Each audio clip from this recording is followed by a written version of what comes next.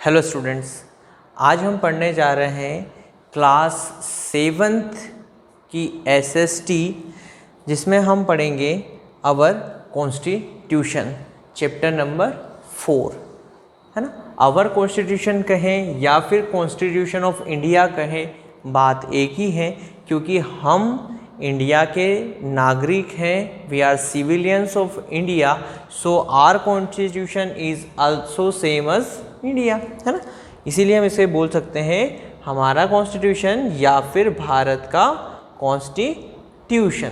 अब कॉन्स्टिट्यूशन क्या होता है ना, ये समझते हैं सबसे पहले, और हमारे कॉन्स्टिट्यूशन में है क्या ये देखते हैं। इसमें हमें ज़्यादा कुछ देखना नहीं है, मेन हमें जो देखना है वो जो वर्ड है कॉन्स्टिट्यूशन ऑफ इंडिया, इसका मतलब समझते हैं। तो कॉन्स्टिट्यूशन का मतलब होता है संविधान, मतलब हमारा जो कॉन्स्टिट्यूशन है उसका मतलब हुआ संविधान। अब संविधान क्या होता है?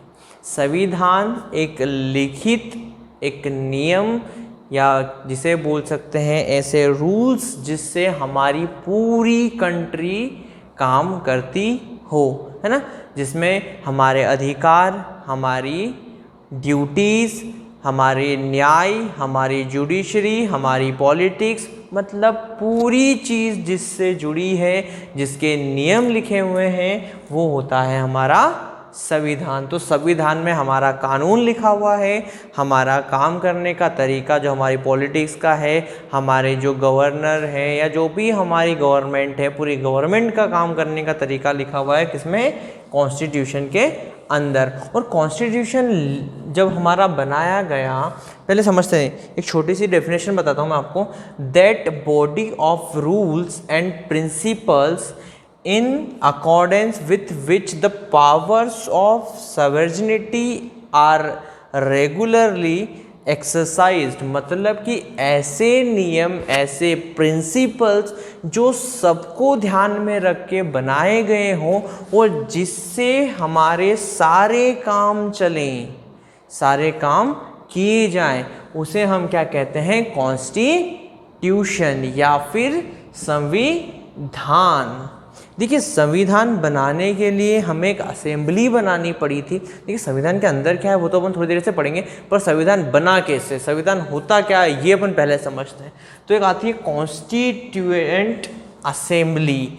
कॉन्स्टिट्यूएंट असेंबली मतलब क्या होता है? एक ऐसी असेंबली थी जो इन सब पे काम करती थी। देखिएगा, 1946 में the constituent assembly of India met for the first time to write the constitution of India.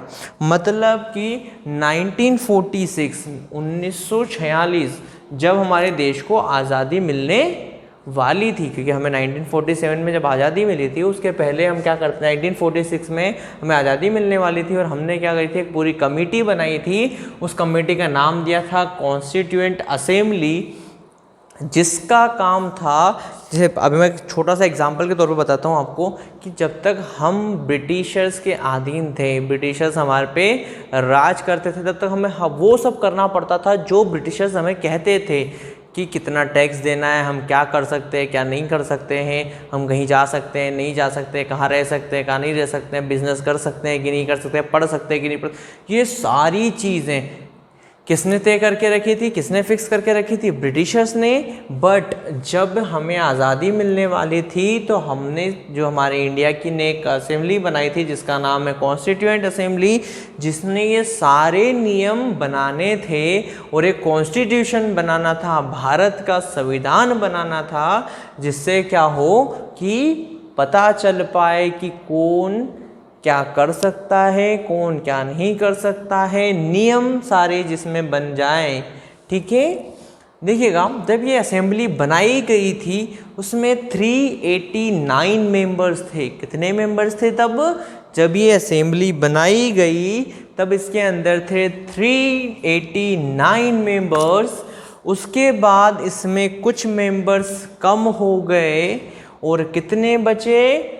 299, मतलब कि अप्रोक्स 90 मेंबर्स इसमें से कम हो गए। कब? जब पार्टीशन हुआ हमारी कंट्री का पाकिस्तान और भारत में। जब हमारी कंट्री उस टाइम पे क्या थी, 1946 में एक थी, पाकिस्तान और इंडिया अलग अलग नहीं थे, तब ये एक थे। उस टाइम पे इस असेंबली में 389 मेंबर्स थे, बट फिर इसमें से मेंबर्स कम हो गए और कितने बचे, 299। क्यों? क्योंकि जब पाकिस्तान और इंडिया का डिवीज़न हुआ था और कुछ जो मेंबर्स थे वो पाकिस्तान चले गए थे। देखिएगा ये असेंबली, तो इस असेंबली के मेंबर्स कौन थे, इसमें हेड कौन था, ये सारी चीज़ें भी हमारे दिमाग में होती हैं। तो हम समझते हैं कि इसके जो मेन लीडर्स थे, मेन जो हेड थे, वो कुछ इस तरह थे।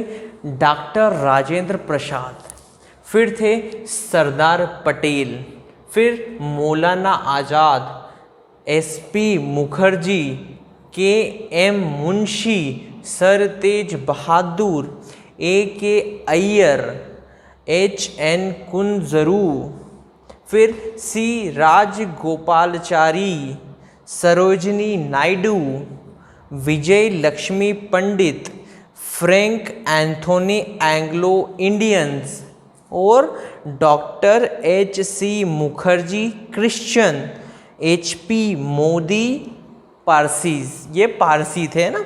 इसमें मतलब सारे धर्म को भी लिया गया था, इसमें हिंदू, मुस्लिम, सिख, ईसाई सब थे इसके असेंबली के अंदर। जो असेंबली के मेंबर थे वो सारे धर्म के थे, क्योंकि जब कॉन्स्टिट्यूशन बनाना था तो सबके लिए बनाना था, तो इसीलिए उसमें हर एक रिलीजन से कोई न कोई था, ताकि इसमें कोई कॉन्स्टिट्यूशन में ना तो किसी से भेदभाव हो और ना ही किसी चीज़ की, कोई किसी रिलीजन की, किसी धर्म की या किसी व्यक्ति विशेष की कोई चीज़ छूट जाए। आया समझ में आपको? तो ये जो लोग थे इन्होंने हमारा कॉन्स्टिट्यूशन बनाने में योगदान दिया था। देखिएगा, समझिएगा कि जब हमारा कॉन्स्टिट्यूशन बना तो उस दिन तारीख थी 26 नवंबर 1949, मतलब कि 26 नवंबर 1949 तब हमारा जो कॉन्स्टिट्यूशन है वो बन के तैयार हो गया था और उसे अप्रूव्ड कर दिया गया था कॉन्स्टिट्यूएंट असेंबली के द्वारा कि हाँ ये कॉन्स्टिट्यूशन हम लागू करेंगे हमारे भारत में। ये बनने में कितना टाइम लगा टोटल? मैंने बताया था 46 में असेंबली बन चुकी थी तो 49 तक चली, बनाया गया, तो मतलब 3 साल लगे पूरे। कितने? 3 साल पूरे लगे। और कितना खर्चा हुआ पूरा कॉन्स्टिट्यूशन बनाने में? तो खर्चा हुआ 6.4 करोड़, मतलब 6 करोड़ और 40 लाख रुपए खर्चा हुए थे उस टाइम पे हमारा कॉन्स्टिट्यूशन बनाने में। और कितना समय लगा था? पूरे 3 इयर्स। फिर उसके बाद देखिएगा कि जो हमारा कॉन्स्टिट्यूशन है उसे जब हमने प्रैक्टिस में लिया तो किस दिन से प्रैक्टिस में लिया?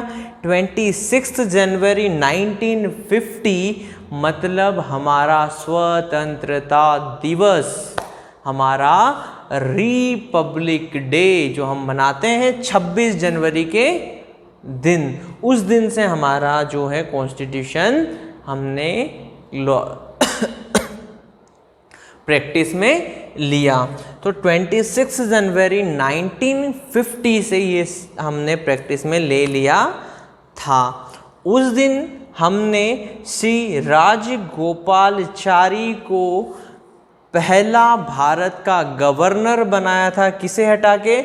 लॉर्ड माउंटबेटन को हटा के हमने श्री राजगोपालचारी को पहला गवर्नर जनरल ऑफ इंडिया बनाया था। और हमारे डॉक्टर राजेंद्र प्रसाद थे हमारे पहले president of India, Republic India के, है ना। जब हमारा देश पूरा आज़ाद हो गया था, देखिए, India become Republic and doctor Rajendra Prasad was the first president of it. Okay, now अगर हम देखें कि वास्तविकता में हमारा जो कॉन्स्टिट्यूशन है, जो लिखा हुआ है, उसमें क्या चीज़ें हैं। The supreme law of India, India का पूरा कानून है ना, सुप्रीम लॉ पूरा लिखा हुआ है। ये एक डॉक्यूमेंट है जिसके अंदर पूरा गवर्नमेंट सिस्टम काम करता है। इसके बाहर हमारा गवर्नमेंट सिस्टम काम नहीं कर सकता। ये नियम है, इस पूरी किताब में नियम लिखे हुए हैं कि हमारा जो राजनीतिक या जो पूरा सरकारी काम है वो कैसे होगा। ठीक है, उसके बाद जो हमारा, मैंने आपको बताया था कि ये कब बना दिया गया था, 26 नवंबर 1949, मतलब 26 नवंबर 1949 को बना दिया गया था। और इसे इफेक्ट में या प्रैक्टिस में कब लाया गया, 26 जनवरी 1950 को। ठीक है, बनाने के ठीक 3 महीने बाद। फिर कंटेन, इसके अंदर 395 आर्टिकल्स हैं जिसके 22 पार्ट्स हैं, 22 शेड्यूल और 94 अमेंडमेंट्स हैं। और इसके अंदर टोटल 1,17,369 वर्ड्स लिखे हुए हैं। ठीक है, ये हमारा पूरा होता है कॉन्स्टिट्यूशन। ये कॉन्स्टिट्यूशन हो गया। हमें आज़ादी मिलने के बाद हमने कॉन्स्टिट्यूशन लागू किया था, पर हमें आज़ादी मिली थी। देखिए 26 जनवरी 26 जनवरी 1930, ये थोड़ा सा पीछे चलते हैं अपन, अभी 50 पे आ गए थे 1950 पे, उससे और थोड़ा सा पीछे चलते हैं 1930 पे। तो 26 जनवरी के दिन, मैं जब 26 जनवरी की बात नहीं करता हूँ, 31 दिसंबर ऑफ 1929 की अगर मैं बात करूं, तो उस दिन हमारे जो कांग्रेस है या जो हमारे लीडर्स थे देश के, उन्होंने एक बिल या एक ऐसा बनाया, एक सोच बनाई कि हमें पूरी कंप्लीट आज़ादी चाहिए, कंप्लीट इंडिपेंडेंस चाहिए। तो ये किस दिन हुआ था, 31 दिसंबर 1929। ये डेट याद रखना, मैं फिर दोहरा रहा हूँ, 31 दिसंबर 1929 के दिन रात को 12 बजे और पंडित जवाहरलाल नेहरू ने उसकी कमांड संभाली थी। ठीक है, उसके बाद हमारी जो कांग्रेस है उसने क्या किया था, या फिर हमारे कांग्रेस ना कहते हुए मैं ये कहूँ कि जो हमारे स्वतंत्रता सैनिक थे, जो हमारी आज़ादी चाहते थे, उन्होंने डिसाइड किया था कि हमें अब क्या चाहिए, पूरी तरह से आज़ादी चाहिए, मतलब पूर्ण स्वराज चाहिए। क्या चाहिए, पूर्ण स्वराज या कंप्लीट इंडिपेंडेंस चाहिए। तो हमने क्या किया था, मतलब उस टाइम पे 26 जनवरी 1930 को हमने पूर्ण स्वराज दिवस मनाया था या इंडिपेंडेंट डे मनाया था। तब से हम सेलिब्रेशन शुरू, एक दिन बना के सेलिब्रेट किया था। और उस दिन से हमने ये डिसाइड कर लिया था कि अब हमें पूरी आज़ादी चाहिए, कंप्लीट फ्रीडम चाहिए, ये हमने डिसाइड कर लिया था। ओके, नेक्स्ट हमारा आता है अवर कॉन्स्टिट्यूएंट। हमारा कॉन्स्टिट्यूशन कब बना था, मैंने आपको बता दिया था 26 नवंबर 1949 के दिन। ओके, नेक्स्ट देखते हैं कि हमारे कॉन्स्टिट्यूशन के अंदर लिखा क्या है ना। मैं समझाता हूँ आपको कि इसमें हर व्यक्ति को, हर रिलीजन को, सारी चीज़ें सबको ध्यान में रखे हुए बनाया गया था। तो इसमें सबसे पहली चीज़ जो दी है वो जस्टिस, न्याय। हर व्यक्ति को, हर सोशल, मतलब कि सामाजिक रूप से, इकोनॉमिक के रूप से, मतलब पैसे के रूप में, या पॉलिटिकल, राजनीति के रूप में, सबको न्याय मिलना चाहिए। उसके लिए उसमें सारी सबको ध्यान में रखे हुए जस्टिस लिखा हुआ है। लाइबर्टी, मतलब कि आप अपने एक्सप्रेशन, आपके धर्म, आप किसी भी चीज़ को, अपने फेथ को मान सकते हैं, आपको कोई मना नहीं कर सकता। एक उसमें लाइबर्टी दे रखी है अपने थिंकिंग की, सोच की लाइबर्टी। फिर इक्वलिटी, एकता या समानता दे रखी है किसकी, मेरी सोच की, मेरे काम करने की, अपॉर्चुनिटी की, लोगों तक, हर व्यक्ति तक वो अपॉर्चुनिटी पहुँचे, काम पहुँचे, मेहनत उसकी जो कर रहा है उसके लिए उसको इक्वलिटी मिले।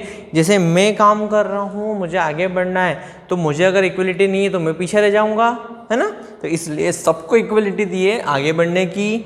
फिर फेटर्निटी चलती है, जिसमें क्या होता है कि पूरी जो यूनिट है, जो नेशन है, उसको यूनाइटेड करने के लिए एकता, अपन बोलते हैं ना अनेकता में भी एकता है भारत में, वो एकता लाने के लिए इसमें बनाया गया था कि भाई हम कहीं भी रहेंगे किसी को अलग नहीं समझेंगे, पूरा यूनाइटेड रहेंगे। Unite and integrity of the nation, मतलब पूरे देश को इकट्ठा करके रहेंगे। हमारा भारत देश इकट्ठा रहेगा, साथ रहेगा, अलग नहीं होगा।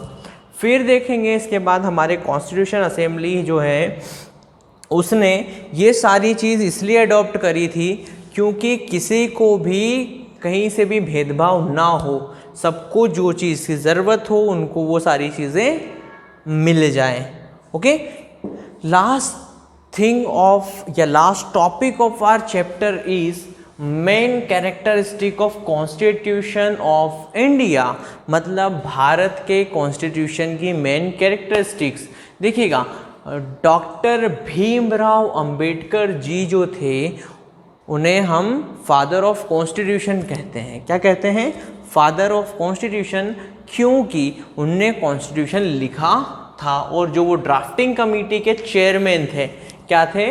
ड्राफ्टिंग कमेटी के चेयरमैन। किसके? कॉन्स्टिट्यूशन जो ड्राफ्ट हुआ उसके वो चेयरमैन थे। देखिएगा, हमारा जो कॉन्स्टिट्यूशन है वो दूसरे देशों के कॉन्स्टिट्यूशन के कंपैरिजन में अलग क्यों है ना, वो टॉपिक, वो कैरेक्टरिस्टिक अपन देखने जा रहे हैं अभी। इसमें कुछ जो कॉन्स्टिट्यूशन है उसमें क्या अच्छाई है वो देखते हैं।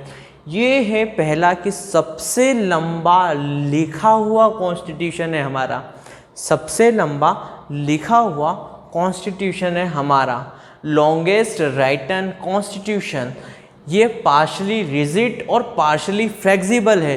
देखिए ये क्या होता है कि कहीं कहीं पे ठोस तो कहीं कहीं पे फ्लेक्सिबल है, जिसमें थोड़ा बहुत चेंज हो सकता है, इसलिए हम इसको बोलते हैं partially rigid and partially flexible. हम जो हैं वो डेमोक्रेटिक हैं। डेमोक्रेटिक मतलब हमें हमारा नेता चुनने का हक होता है कि हम चुन सकते हैं कि हमारे देश को कौन चलाएगा। जैसे हम वोट देते हैं तो हम डेमोक्रेटिक रिपब्लिक में आते हैं, मतलब हम लोगों को वोट या लोगों को हम चुन सकते हैं कि हम किसे वोट देना है, किसे नहीं देना है। अपन बोलते हैं ना उसको जिताना है, वो जीत गया, वो हार गया। क्यों? क्योंकि हमने जिसको पसंद किया वो जीता और उसे हमने क्या बनाया? हमारा नेता बनाया। मतलब हम सब मिलके एक व्यक्ति को चुन लेते हैं जो सारा काम करता है। फिर हमारा जो पार्लियामेंट, हमारा जो गवर्नमेंट सिस्टम है वो पूरे पार्लियामेंट से चलता है। इसमें पार्लियामेंट्री सिस्टम होता है, इसमें अलग अलग पार्लियामेंट बना होता है और अलग अलग काम वहाँ पे देखे जाते हैं। इसमें फेडरेशन बनी हुई है, फेडरेशन बना सकते हैं, जैसे संघ बना सकते हैं, ग्रुप बना सकते हैं, जैसे अपन बोलते हैं आरएसएस हो गया, है ना, इस तरह से ग्रुप बना सकते हैं। इसमें हमारे पास फंडामेंटल राइट्स होते हैं, मतलब हर व्यक्ति के पास अपने हक होते हैं कि वो अपना ये काम खुद से कर सकता है, जिसके लिए उसे कोई अनुमति की ज़रूरत नहीं है, कि रोक टोक उसे नहीं होगी, उसे बोलते हैं फंडामेंटल राइट्स। फिर हमारे पास स्टेट पॉलिसी की डायरेक्टिव प्रिंसिपल्स की एक स्टेट पॉलिसी होती है इसके अंदर। इसके बाद इसमें आते हैं फंडामेंटल ड्यूटीज़। फंडामेंटल ड्यूटीज़ का मतलब होता है जैसे हमें कोई हक दिए हैं कि जो हम कर सकते हैं, पर हमारे पास कुछ ड्यूटी है जो हमें करनी चाहिए। जैसे हमारी जो पब्लिक प्लेस है उसको बचाना चाहिए, उसको गंदा नहीं करना चाहिए। वैसे बहुत सारे हमारे पास 10 या 11 ड्यूटीज़ जो हमें फंडामेंटल ड्यूटीज़ में दे रखी हैं वो हमें आगे चैप्टर में पढ़ना है। हम सेक्युलर स्टेट बना सकते हैं, हम इंडिपेंडेंट जुडिशरी है, मतलब हम न्याय इंडिपेंडेंटली मांग सकते हैं, और हमारे देश में सिंगल सिटीजनशिप भी चलती है, मतलब आप यहाँ की नागरिकता ले सकते हैं पर आप यहीं के नागरिक बन के रह सकते हैं, किसी और जगह के साथ 2 जगह की नागरिकता आप नहीं ले सकते। ये सब था हमारे चैप्टर के अंदर, और इसी के साथ हमारा चैप्टर ख़त्म होता है। अब हम अगला टॉपिक अगले चैप्टर में पढ़ेंगे।